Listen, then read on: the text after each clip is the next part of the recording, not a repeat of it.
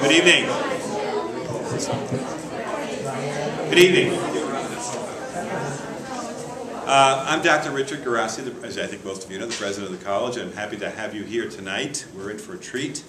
We're about to hear some remarks from, I think, one of the best, if not the best, business writer on the scene today, Greg David, and he has written this book, which I read this summer, called Modern New York.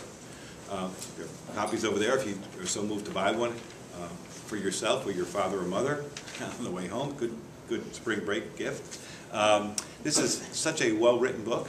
It's the history of New York City, politics and economics of New York City from Mayor Lindsay in the 60s up to Mayor Bloomberg. So if you really wanted to look at the economics of a city and the politics of the city and how they mesh together and how they have meshed together, how they play against as well as with each other at different moments, you'll find this book a fascinating book. And I will also tell you, for the students in the room, graduate and undergraduate, this is one of the best written books. I was telling Greg, you got a kick out of this. One of the best written books in terms of writing style, of how to take material, numerical material, lots of data, lots of historical information, which can kind of be boring if you write it in the wrong way. He brings it alive and he writes in such a crisp style that you really will enjoy this. And I think some of your classes will read maybe parts of this book, if not all of it. I think you'll really, really enjoy this book. He has been the editor, now a columnist in Crain's business magazine, which some of you will hear about, some of you may know about. This is a weekly New York business magazine that's quite influential in New York City. I read it every week. Lots of folks who are involved with organizations, for-profit and not-for-profit, read this. It's really got and his column in here is really insightful, so we're really pleased. Greg, as I said, had been the editor and now a columnist at Crain's. He's also a professor at School of Journalism at the City University of New York. When he was with Crain's, they won many, many awards for business journalism and journalism in general. I couldn't offer you a better speaker and a more interesting topic than we'll have tonight. So it's my pleasure to introduce Greg David.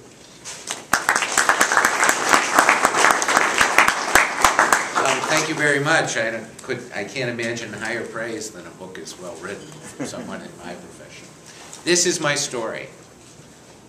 This is a chart that tracks the jobs in New York City going back to 1958, which is the first year for which we have good numbers. And the story I'm going to tell tonight is the story of the fall and rise of New York. If I can borrow a phrase that I didn't write, but the reviewer in The Economist wrote about my book. Two themes are going to dominate my talk tonight, Wall Street and mayors, because those are the two forces that have shaped the New York City economy, and I think all of New York City more than anywhere else. And I want to start with the Great Recession that wasn't, the last one. Now you all know this was for the rest of the country, this was the worst economic downturn since the Great Depression. As a matter of fact, most people don't think it ended, and because job growth has been so weak. But in New York, it was the Great Recession that wasn't. New York City lost, and you can look at it. You know, we're talking about the last little dip on that chart up there. New York City lost about 135,000 jobs in the Great Recession. That's about 3%. Country as a whole lost 6%. Our recession, our downturn lasted about 17 months. For the country as a whole, it was like 27 months. We've had a much stronger recovery. So much stronger that we have not only regained all the jobs we lost in the recession, we are now, and this chart is a year out of date, we are now at an employment peak that we have exceeded the great 1969 peak. As a matter of fact, new numbers I got on the ferry coming over suggest that in the next couple months, New York City could pass 4 million jobs. Why did this happen? After all, wasn't this great economic problem caused by Wall Street? Aren't we the home to Wall Street? Shouldn't we have paid the price? Shouldn't we have been hurt harder than anywhere else? Well, why weren't we? Well, it starts with a very simple reason, the bank bailout. You know, $400 billion was funneled into New York institutions, whether they were Goldman Sachs or J.P. Morgan Chase or anyone, or all the other names you know so well. So Wall Street didn't contract the way we thought it would, which meant that it shed about 35,000 jobs. I was looking for 50 to 75. Pay did not decline the way we thought it was. Citigroup for sure would have gone out of business without a bailout. So the bailout's the number one reason. The second most important reason is tourism. If you've been paying any attention, the mayor always says that how tourism is so important. 50 million people, 51 million people come to New York every year. And tourism hardly declined at all in the Great Recession. There was this tiny dip in 2009, and they kept coming. 3, the New York City economy is very different than back in the 1970s. Back in the 1970s, manufacturing was New York's most important industry. Now manufacturing is almost unimportant. And the jobs that manufacturing used to provide are provided by healthcare and education. Well, if you've done any business or economic history, there are two things to be said about that. Manufacturing jobs are cyclical. They go down when the economy is bad, they go up when the economy is good. Health and education jobs are not cyclical. If anything, they're counter-cyclical. So we've had this structural change. And then there's the question of confidence. This is a mushier concept. But when I was doing the work for the book, I was reviewing I was going back through the stories from late 1993 and early 1994 when Rudy Giuliani was elected. There's a story in Crain's New York Business in like December of 1993, a month after Giuliani is elected, in which business owners are saying, you know, I'm going to invest again. I have confidence in the city again. And Mitchell Moss, who's a frequently quoted NYU professor, says in that story, the mayor is the chief mental health officer of the city. It's his job to make people to want to stay here and come here. And I think Mitchell Moss got it right. And in 2009, people had confidence that whether they liked Michael Bloomberg or not, he would be a good person in steering the city through. So instead of this downturn being the Great Recession, our Great Recession started in 1969. And it followed the first great boom on Wall Street. And I don't think, I'm not even sure some of the professors in here were around in 1969. But in 1960, Wall Street for the first time started to really expand. And it expanded because for the first time, mutual funds came into prominence. There was something known as the Nifty 50 of conglomerate stocks. And Wall Street expanded enormously. As a matter of fact, in the first years of the Lindsay administration, Wall Street added 43,000 jobs. That was a 60% increase. Why did they need so many people? Well, what didn't they have in the 1960s? They didn't have computers. And that meant that people had to really move paper back and forth. Every time a share of stock was sold, pieces of paper had to go back and forth. So these were not good Wall Street jobs, not by the standards of Wall Street jobs today, but there were a lot of them. And so Wall Street is booming. In addition, New York is the center of all economic life in the country. Virtually every major company is headquartered in New York. So do any of you watch Mad Men, right? Some of you must be hip enough to watch Mad Men, right? This is the era that Mad Men is talking about, when advertising is centered completely in New York and everything is dictated from here. So we have this enormous boom that takes us to 1969. And then the bottom falls out. In the next 7 years, 7 long years, New York City loses 620,000 jobs. Compare the declines on the chart. 135 versus 620. It's an amazing number. 400,000 of those are manufacturing jobs. Now, New York was once the manufacturing capital of America, practically. We had 1 million manufacturing jobs here after World War II.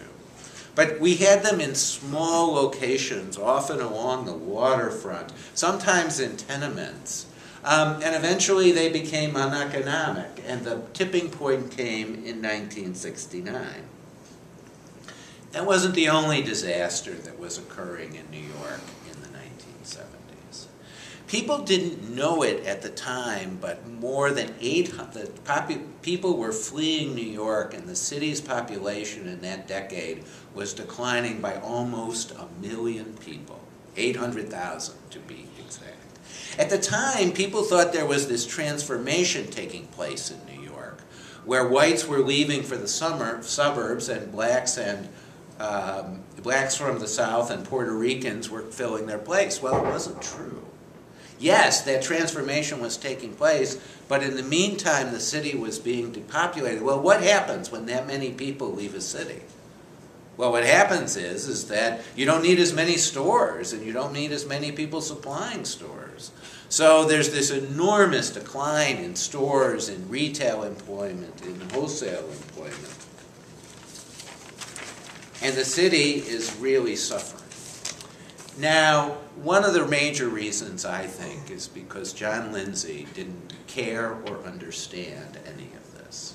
And there's some people who want to lynch me over this point of view. But I went out to lunch with a couple of the remaining people around from the Lindsay administration. And I said to them, so what about this boom of Wall Street? And they looked at me with a blank face. And I said, what happened when the market crashed in 1970? And they looked at me with a blank face. The people who worked for John Lindsay didn't understand that in this enormous rise, that the city was benefiting from this enormous economic expansion, and they're completely clueless once the economy falls apart. Most New Yorkers were clueless. As a matter of fact, it isn't until 1975 that one of the experts on labor policy says, you know, what's happening in New York is not what's happening in the rest of the country. The rest of the country is not doing well, and they're having minor economic downturns, but nothing like this. As a matter of fact, it seems to me that the Lindsay people were so clueless that I can illustrate that with an example. They decided in the run-up of the great period, in this period of great social unrest in America, that they needed a lot more tax revenue. They passed the city's income tax, still the only progressive city income tax in the country. And they said, we have to change the way we tax businesses, because we don't tax banks and finance companies, which are growing, and that was a legitimate point, and we have much too large a tax on manufacturers and wholesalers. Well, and that was true too. So they passed this tax overhaul, which meant that they would start to tax banks and tax the other companies less. But when they went to set the rate, they set it so high that the burden actually increased on those manufacturers. And then they raised it.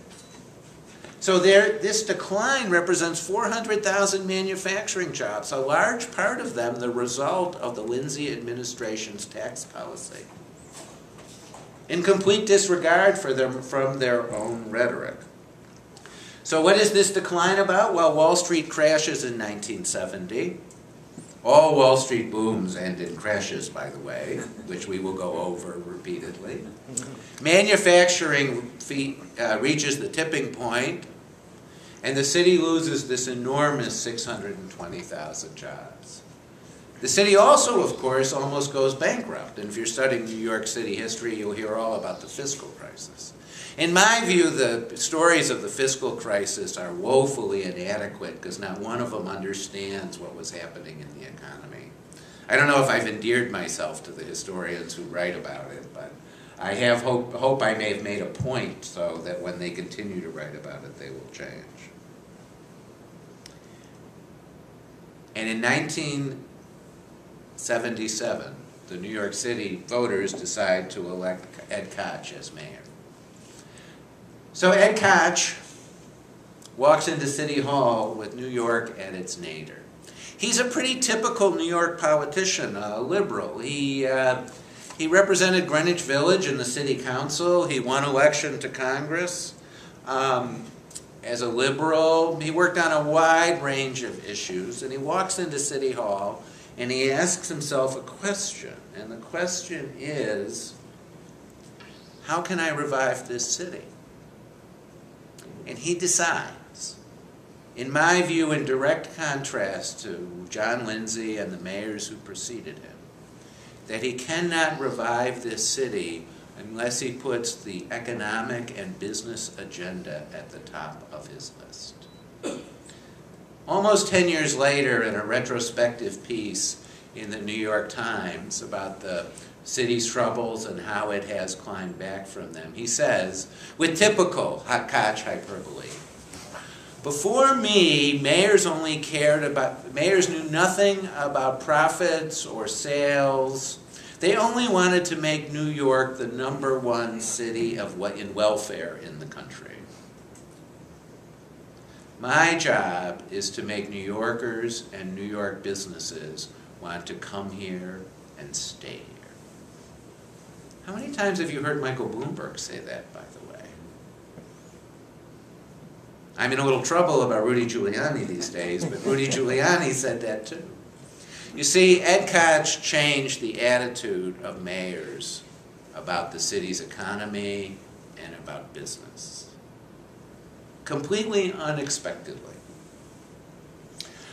His longtime aide, George Ards, told me in a story I've wound up not putting in the book, and I've never figured out why, that towards the end of the Koch administration, when they'd be on 3rd Avenue, late at night, getting in the car, Koch would pause before he got into the car and look up and down 3rd Avenue and say, "These are my buildings." And it's true. Koch made sure that the city was developed. And in a way, they are his buildings. Now, he didn't do this alone, because what else happened in New York?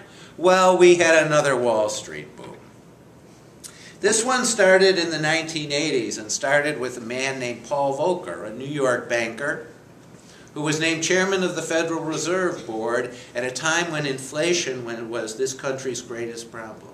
You all probably haven't ever thought about this, but there was a time when prices were going up 10 and 15% a year. They went up less than 2% last year. And this was a crippling economic development, and a damaged and soon-to-lose Jimmy Carter had no choice but to name Paul Volcker chairman of the Fed. And Paul Volcker broke the back of inflation by precipitating what, until recently, was the worst recession in the nation's post-war history. And in doing that, he changed the markets. He actually made bonds like stocks. So there was he created a bond market that operated almost like the stock market. And this was great news for Wall Street, and especially for a Wall Street firm called Salomon Brothers. The definition of whether a bond was tradable in those days was whether Salomon Brothers traded it. And so Wall Street begins to boom. The bond business takes off. Eventually it translates into a stock market boom. And Wall Street begins to make a lot of money. You know, people think that Wall Street has always been synonymous with New York, and in a way that's true, it was, except that it didn't account for that much of the economy. Going back into the beginning, late 70s, Wall Street accounts for like 3% of jobs and 6% of the income in the city. If you wrote those numbers down, I'm going to give you numbers from later that will make my point. And so Wall Street begins to start to pay itself what we would call real money. The CEO of Wall Street is an executive by the name of John Goodfriend. The tabloids love him. He's on his second trophy wife. They're in the society pages all along. And in 1986, he pays himself the outrageous sum of $3.1 million. It's a scandal. Just a scandal. And a young trader at Salomon Brothers named Michael Lewis gets paid $90,000 for what he is told is the best year ever for a second-year bond salesman at Salomon. The best book, Lewis is sort of like an undercover agent at Salomon Brothers, because he actually goes on a few years later to write the best book ever written on Wall Street, called Liar's Poker, which is as true today as it was when it was written. So Wall Street now suddenly starts to become a place to make money. As a matter of fact, it turns out it's so important. Princeton, which has a very small group of students studying economics, suddenly finds the number of students studying economics 10 times as large because they all want to work on Wall Street. 70% of the graduating class from Yale applies for jobs on Wall Street, things like that. And Wall Street suddenly passes 10% of all the income generated in the city. And by that I mean the amount of money paid to people who work on Wall Street accounts for 10%. But like all booms in Wall Street, this one ends in a crash. October 19th, 1987. The Dow Jones Industrial Average plunges 508 points. When I used to give this talk, people would gasp. Today they don't gasp because a few years ago we saw point drops of 700 and 800. But the percentage decline is 22%. We have never, ever again seen a one-day percentage decline of 22%. I'll never forget my managing editor's father had died a few months before. And this is just the beginning of CNBC, and we have one small television in the newsroom. And as the market declined, he sat there transfixed, and he could not leave his seat because all of his mother's money that he had invested appeared to be disappearing. Well, the stock market crash ends the great boom of the 1980s. Koch is a little worried. Koch puts on a hiring freeze at City Hall. But you know, nothing seems to go wrong. We don't seem to lose any jobs for 2 years. And 1989 is a mayoral election year. Ed Koch loses to David Dinkins in the primary and faces Rudy Giuliani in the general election, and the economy does not come up once in this entire election campaign. And Dinkins wins. Dinkins wins because people are very worried about racial unrest in the city. And shortly after Dinkins wins, he and his one of his top policy advisors, someone named Doug Musio, go to meet with the head of the Citizens Budget Commission. And the head of the Citizens Budget Commission looks at them and say, "You might not wish you had won because bad things are going to happen." And bad things did happen. Starting in October 1989 and continuing for 4 years, the New York economy falls apart. Why? Because Wall Street plummets. You see, Wall Street and the private sector was cutting back ever since the stock market crash. But government and social service and healthcare jobs were growing, and we can't track all this stuff on a real-time basis, so we didn't really know what was happening. The nation does not experience a severe recession, but we do. The second worst downturn that we have.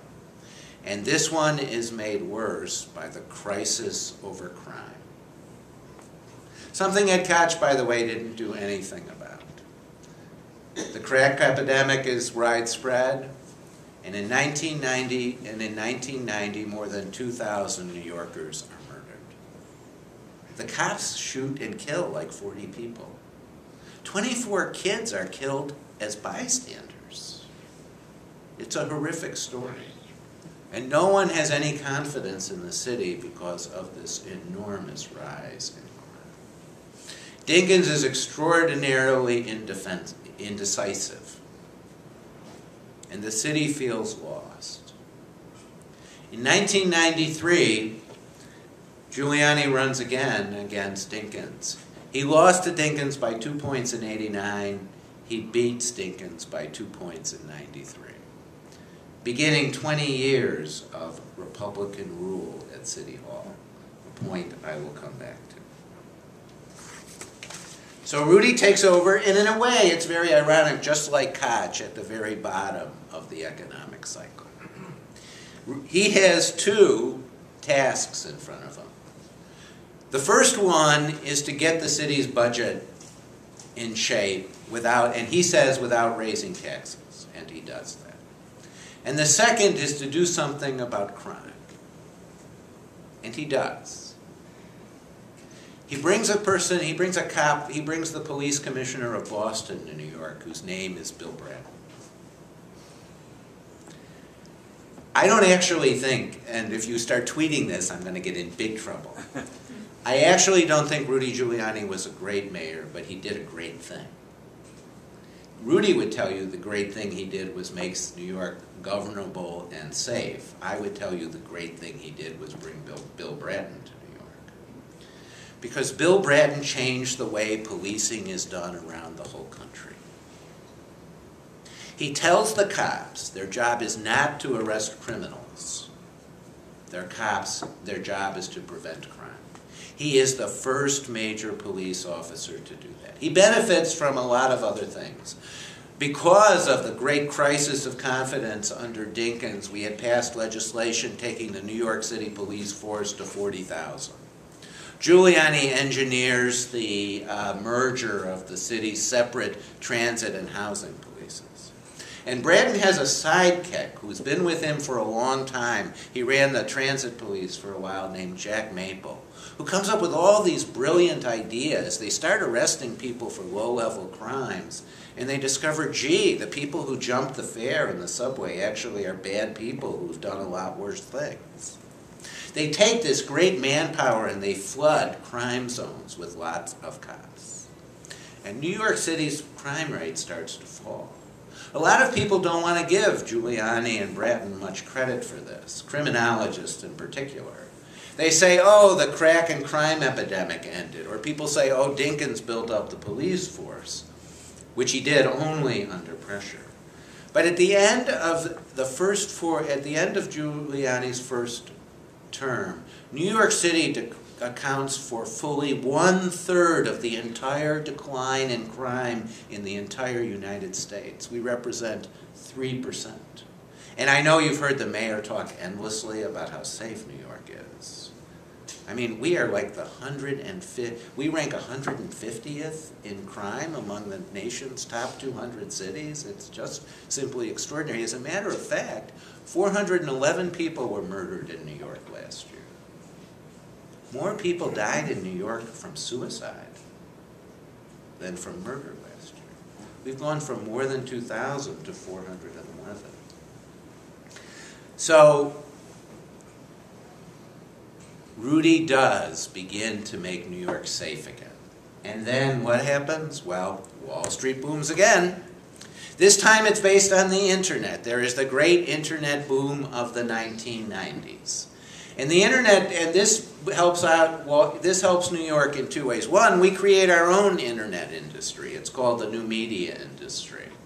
And there are a lot of startup companies here, and we have advertising being a major part of it, especially a company called DoubleClick, which moves from Atlanta to New York.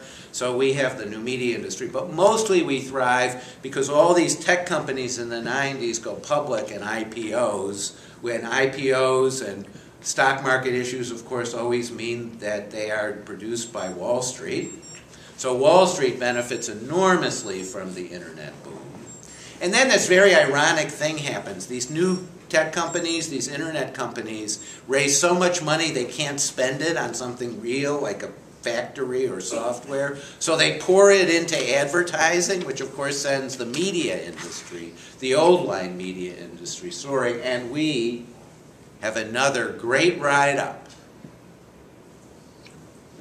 falling a little short of the 1969 peak. So Wall Street and new confidence from City Hall sends New York soaring again.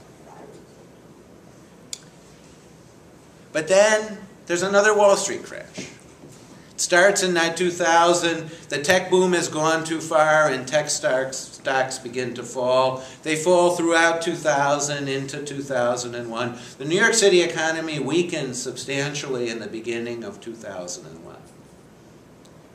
If you go back and you read from the time, New Yorkers are beginning to be uneasy because a recession is beginning to take hold. And then September 11th happens and the terrorist attacks. Most people believe the terrorist attacks caused this next recession. It's not true. The terrorist attacks had very transient effects on the New York City economy. This decline is all about Wall Street.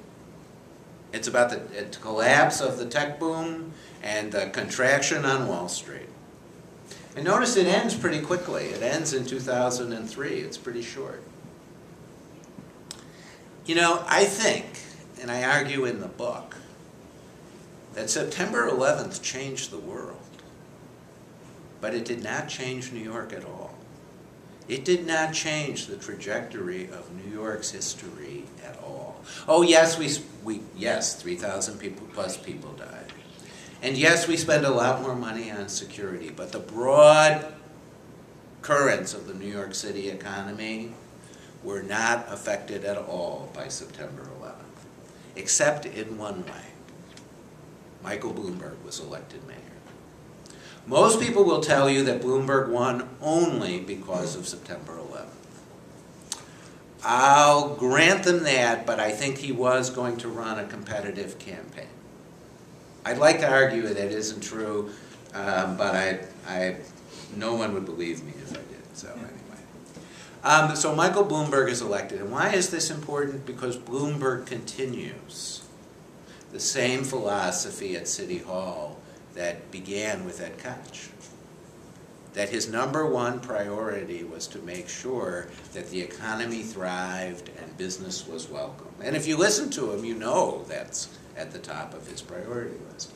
So Bloomberg rides the next big boom. Why does he ride the next big boom? Well, he's got confidence in the city. He tackles a lot of big problems. And Wall Street, God, this crash did not last very long because Wall Street discovered these phrases you now know.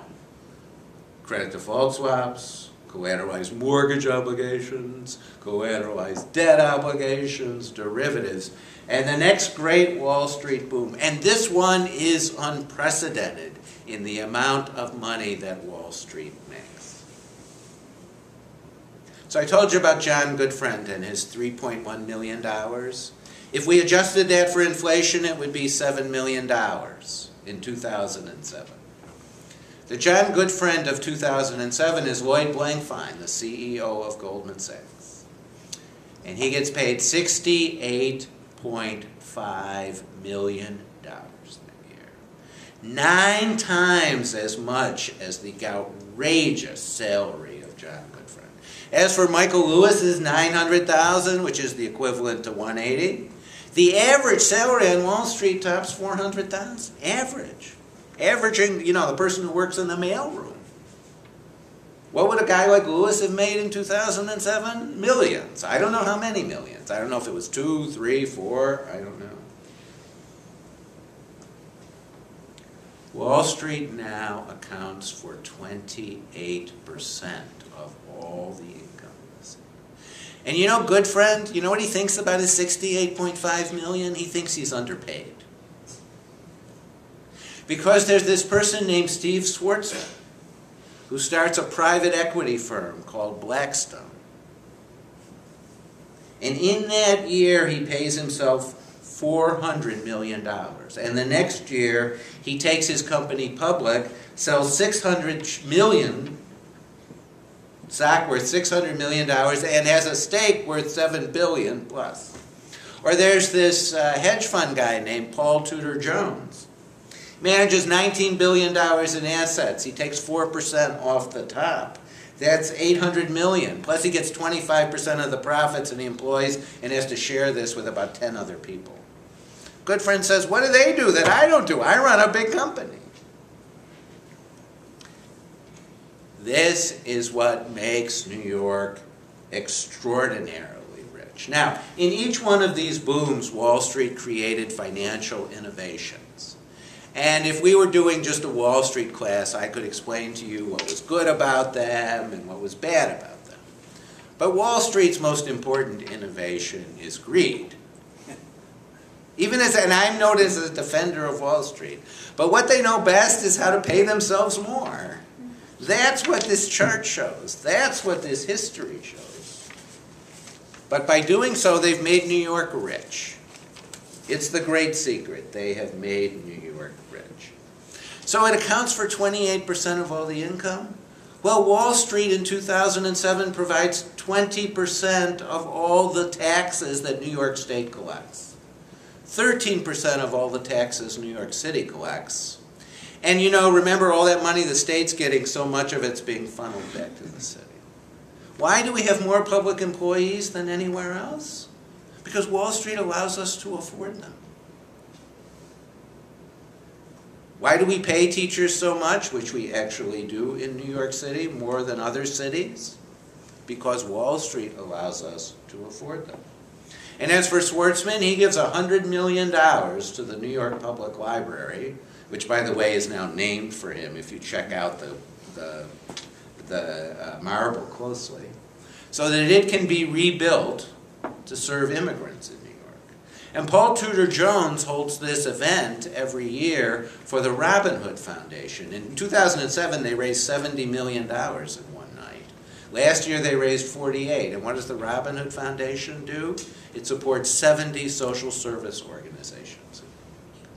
Why do we have such an expansive social safety net in New York? Because of Wall Street. So Wall Street crashes, but this time, we don't do so badly. Wall Street saved. And this downturn tells us the New York City economy is actually diversified. People keep saying, you will hear endlessly in the mayoral debate, in the mayoral campaign, that we need to do diversity. That just shows you how little the candidates know. We are diversified. Tourism. When the Marriott Marquis opened in New York in the 1980s, the city had 446,000 hotel rooms. Today, we have more than 106. I was reading these stories this week from 2001. There's this story in the New York Times about how New York City is so crowded with 35 million tourists. Well, we get 51 million today. Higher education. We now have 100,000 higher education jobs in New York. We only have 70,000 manufacturing jobs in New York. Higher education is an enormous diversifying force in the city's economy. Film and movie production creates more than 100,000 jobs too. Good middle-class jobs. There's a lot of facts and figures in my book on this, but a hairdresser who works 150 days a year on a movie set makes $100,000 a year. The lowest gopher makes $40,000 a year. And now we are creating a tech industry in New York again. I become the great skeptic of the mayor's hype about tech. So I won't go into the nuances of this, but I will say we are going to build a tech industry in New York. We are not going to be Silicon Valley, but it will produce a lot of good paying middle-class jobs. So we have diversified the economy, and that has helped us. But it won't be enough if the era of Wall Street is over. You see, all this is great. We have created a lot of middle-class jobs, but it is Wall Street that makes us rich. And Wall Street's, the saving of Wall Street may be temporary. It may not be permanent. Why? Because most of you have probably heard about a law called Dodd-Frank. Dodd-Frank is the federal law designed to make sure that there is not another financial crisis. Well, it's a law that is going to be implemented slowly over years. And it's not alone in accompanying with a whole series of new regulations on banks and Wall Street firms that are designed to restrict their profits, regulate their businesses, and reduce their pay. If it works, if the era of Wall Street is over, then New York will not be so rich. We probably won't. I don't think we're going back to the 70s, but I do know we won't be so rich.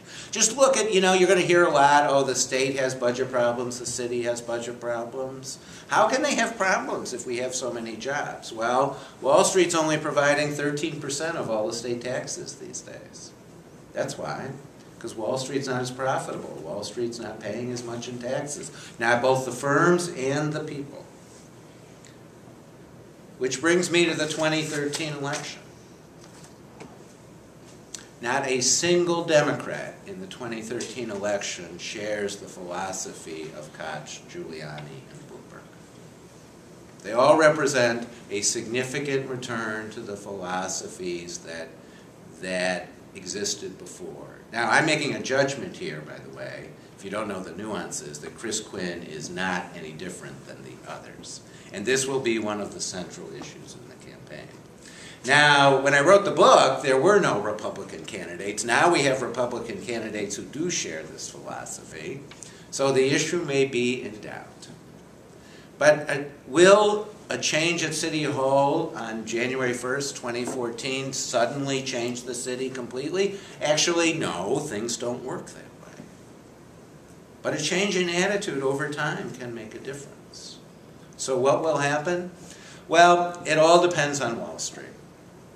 If I'm wrong, if Wall Street finds a way around Dodd-Frank, if Wall Street invents some great new business, if Wall Street finds a way that Lloyd Blankfein's successor can pay himself $75 million in a year, then it won't matter who's mayor. There'll be so much money sloshing around in New York, we can just fight over the spoils. But if the era of Wall Street is over, there will be a wrenching adjustment for the city. And I don't know whether the mayor will be up to managing it. And that's why we are poised at a turning point in New York. And I'm big on making predictions, but I don't have a prediction on this one. Thank you very much.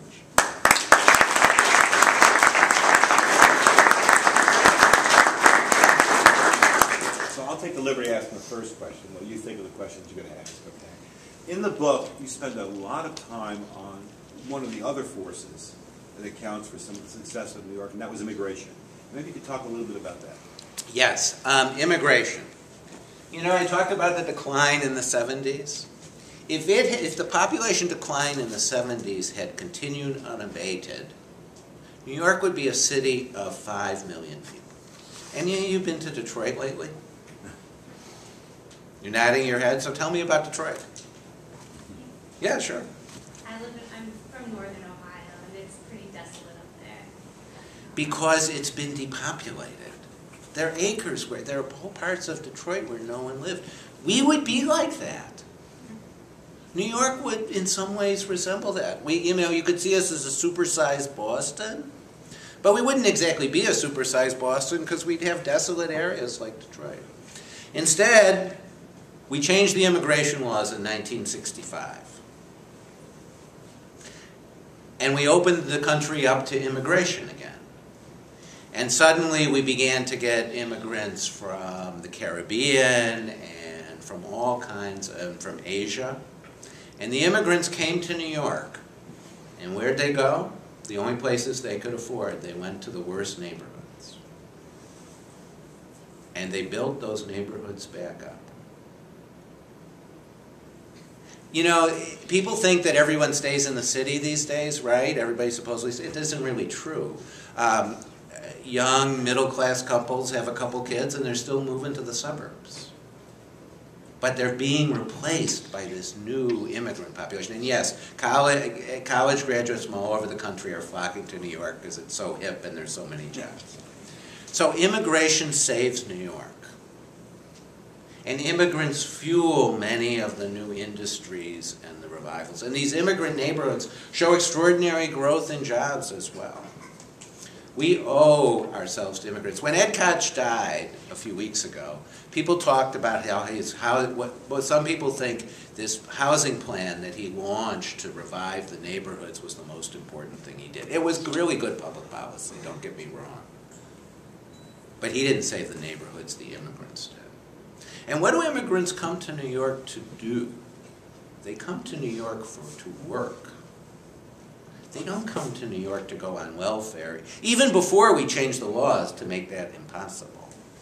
And by coming to New York, they came to work. And I write a lot in the book about the Korean greengrocers and the Koreans' movement into New York, and it's a really good example of how that happened. So yes, immigration is crucial to New York.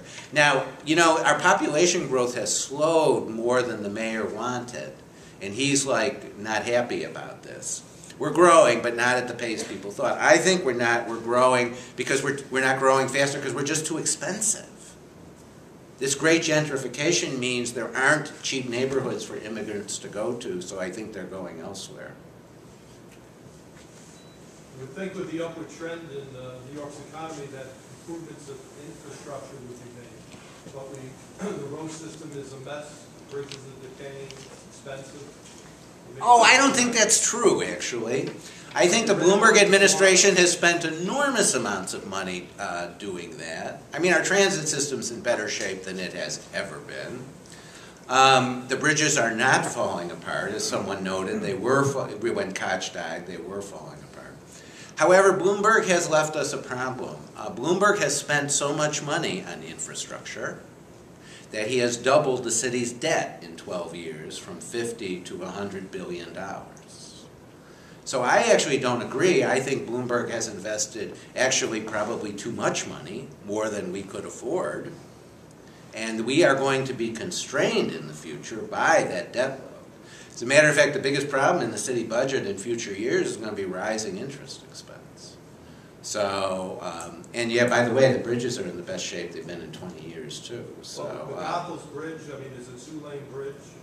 Yeah, well, admittedly, the Goethals Bridge is a Port Authority problem.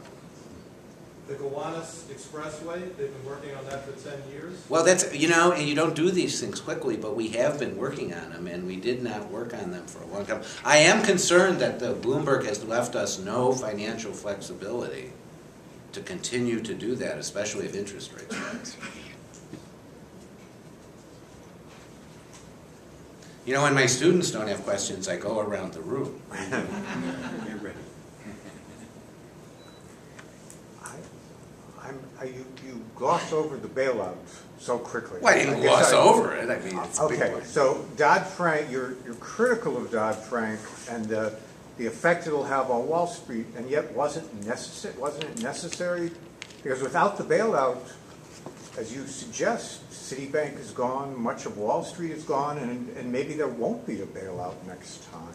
Well, I don't want there to be a bailout either, but the issues are more complicated than that. As far as, what do I think about Dodd-Frank? Dodd-Frank has not solved the fundamental problem. There will be a bailout next time, because Dodd-Frank has not solved too big to fail. Meaning, these institutions are too big to fail without causing us all to go live in tents. So I think Dodd-Frank failed because it hasn't solved the reason why we have to bail companies out, which is too big to fail. If you really, I don't know if you know that you can, there's this wonderful 1-hour frontline show called Meltdown. I use it extensively in my class. It will tell you how anxious those days were and what happened. You can read the book Too Big to Fail, but Bob Steele, who's Deputy Mayor for Economic Development, is in the book, calls it Too Big to Read. And if you don't want to do Too Big to Read, there's a very good 2-hour HBO documentary called Too Big to Fail on it that explains all these, that actually explains these issues very well. I have to just say, that movie, the HBO movie, was produced by a Wagner graduate.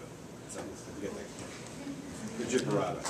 Look, I just don't think that are there a lot of good regulations? Probably. Let me just do the consumer banking business to show you. So the banks did a lot of horrible things, right?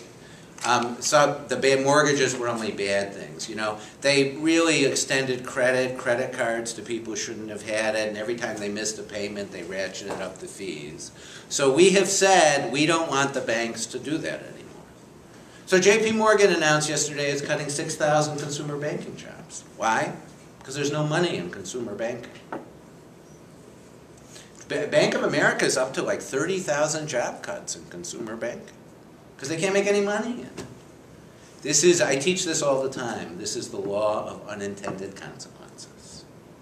If you want to care about public policy, you need to care about the law of unintended consequences.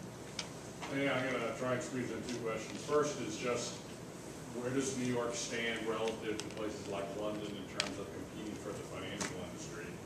The second, very different question is, I mean, a leftist might argue that that all these CDOs and CDO squares, they did generate tax money for New York, but this was not real wealth, right? This was just false wealth that we sort of sopped out the rest of the country. You know, it was just... In order, what was the first one again? I forgot. New York versus... New York versus, yes, okay. You're going to hear endlessly about global competition. It's a myth. Propagated by Wall Street to fend off regulation. I have been writing stories about threats to New York's financial center for 30 years, and they have never, ever come to pass.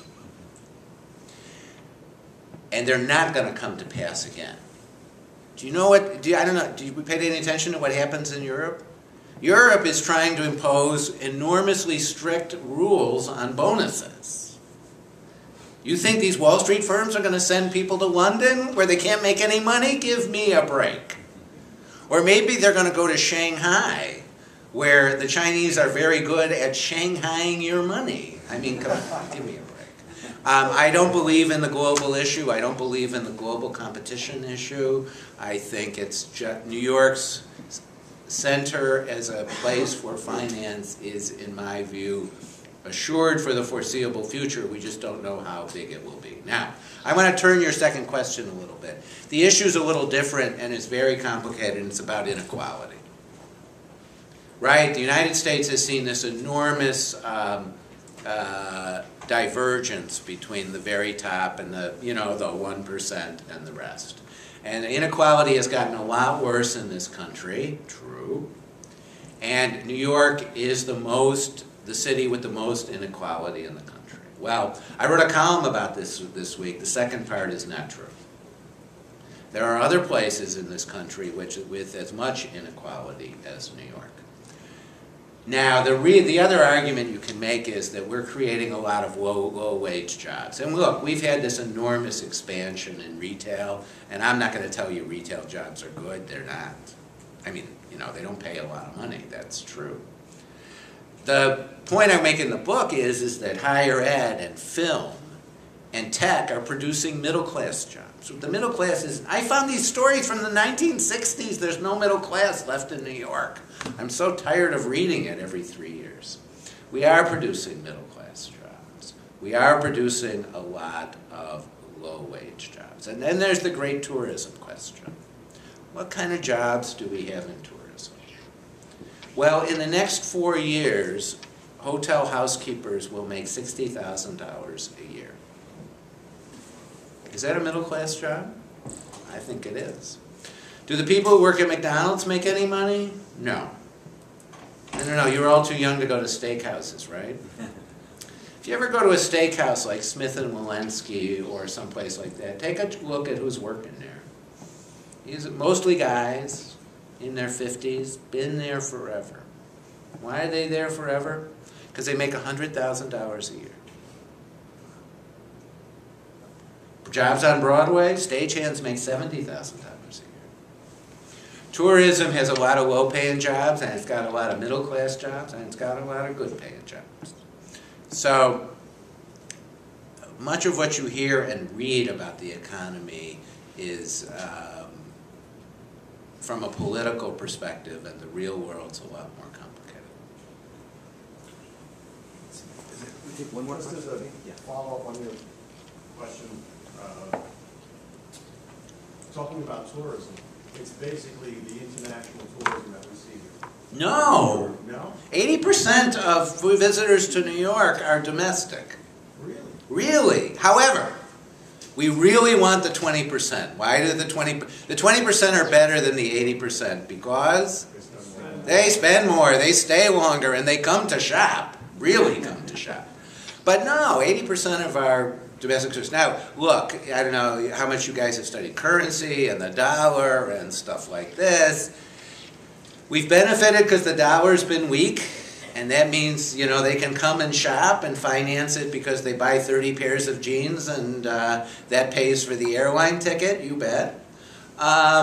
If the dollar changed, things would change. And as a matter of fact, if the dollar got strong, then I could go to Europe because it wouldn't be prohibitively expensive. But so far, no change in currencies, and we seem to be endlessly attractive. People cannot get enough of New York. I mean, really, tourism has gone from 35 million to 51 million under Bloomberg. It's incredible.